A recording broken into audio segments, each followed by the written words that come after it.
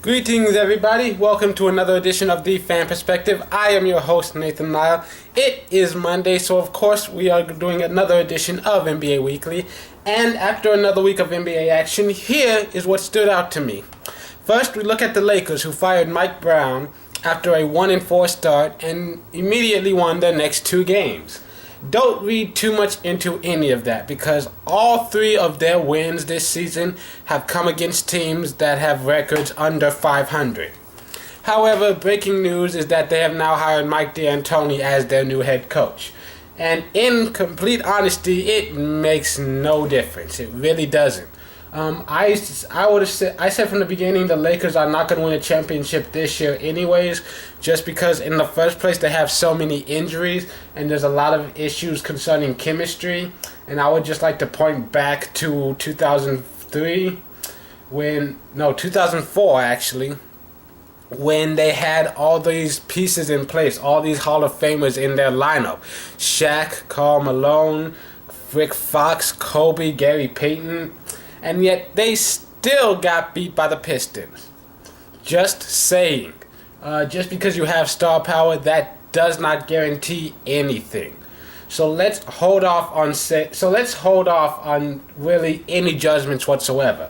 As I've said before, the season really doesn't start until February. Speaking of which, the New York Knicks remain the only undefeated team in the league right now. To be fair, though, they've only played 4 games. So let's not crown them champions just yet.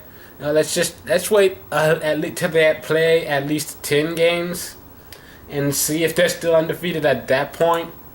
Because that's when it really starts getting interesting, in my opinion. Let's wait till there have been no teams that play an actual double-digit games yet. None of them. But it is still an accomplishment to be the last remaining undefeated team in the league. It is quite an accomplishment, especially when you consider there are still two teams in the league that are completely winless. One of them is the Detroit Pistons, and another one is the Washington Wizards. And after the Rockets started off very hot, winning 2 in a row to open the season, but since then James Harden has cooled down just a little bit, and the Rockets were winless until facing off against the Pistons, who everybody defeats. And then Orlando, they like the Rockets, they started off 2-0, and they've been 0-4 since then.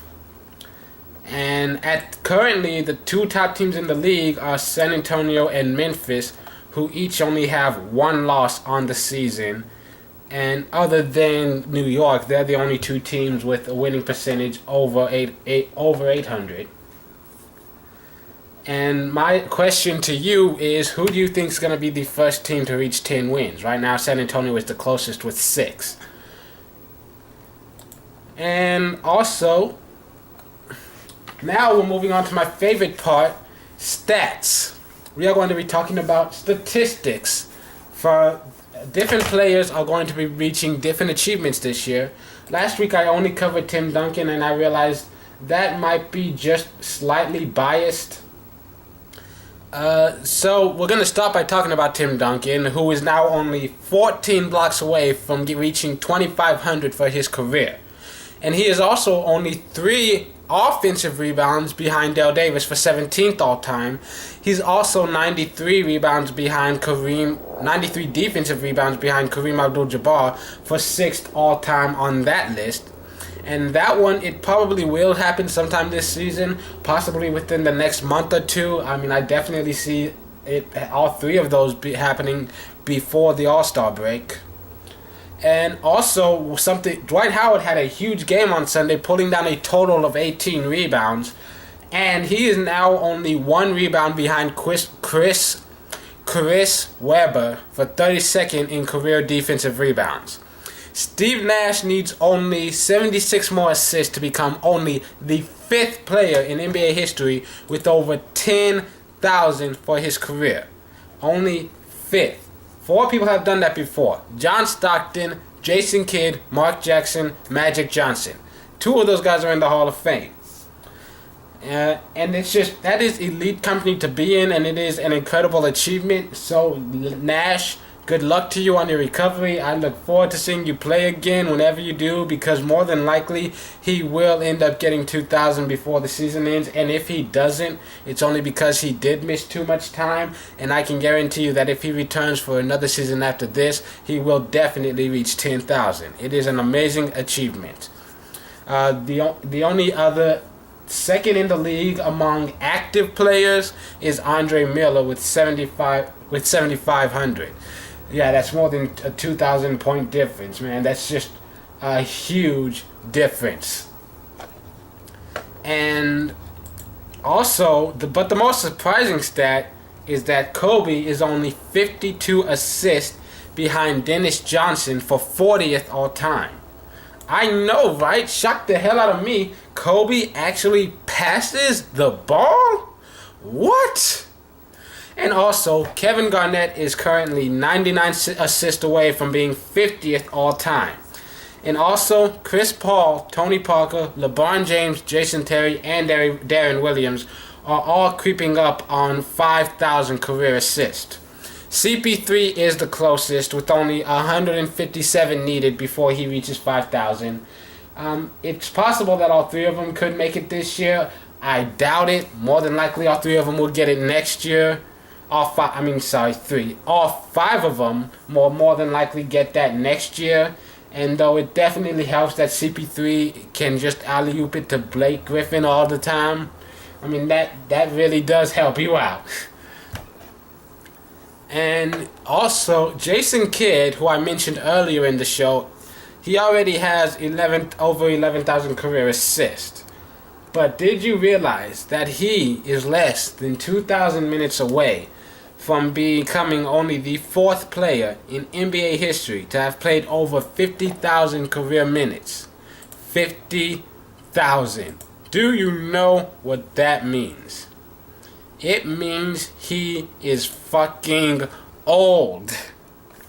No, but seriously, if you want to talk about longevity, that is an amazing feat to accomplish. 50,000 career minutes, it's only ever happened with 3 other people. So that's just something amazing. It is elite company to be kept in. All 3 of these guys, Hall of Famers. Kareem Abdul-Jabbar, Karl Malone, and Elvin Hayes. It would be such an amazing feat if he did manage to accomplish that. It's a stat most people will not pay attention to, but you know what? I don't care. I'm just letting you know if you do want to know. It is quite an amazing thing to be able to pull off, because not many people are able to do that. And also, Dirk Nowitzki only needs 3 more free throws to become just the 18th player in NBA history to have over 6,000 career free throws. That's an amazing thing. It really is. I hate Nowitzki. He's a Mav, but that's still it's for a 7-footer to do that well. It's a really great thing. I mean, I can think of a bunch of 7-footers who never made that many. For one thing, Tim Duncan and Shaq, they're a lot lower on this list than Dirk is. And Kobe Bryant, he is only 333 points away from becoming the 5th player in NBA history with over 30,000 career points. 30,000. He would only be the 5th. Kareem Abdul-Jabbar, Karl Malone, Michael Jordan, and Wilt Chamberlain. All of them Hall of Famers. Almost all of them were Lakers too. That kind of tells you something. But the point is, it's an amazing accomplishment that once again can only be achieved through longevity. I mean, you have to have playing at a high level for a very long time in order to achieve things like this. And as much as I hate Kobe and I hope he doesn't get it, he more than likely will, because he is Kobe, and I do respect his skills as a player. I just hate everything about him. Sorry, I'm a Spurs fan.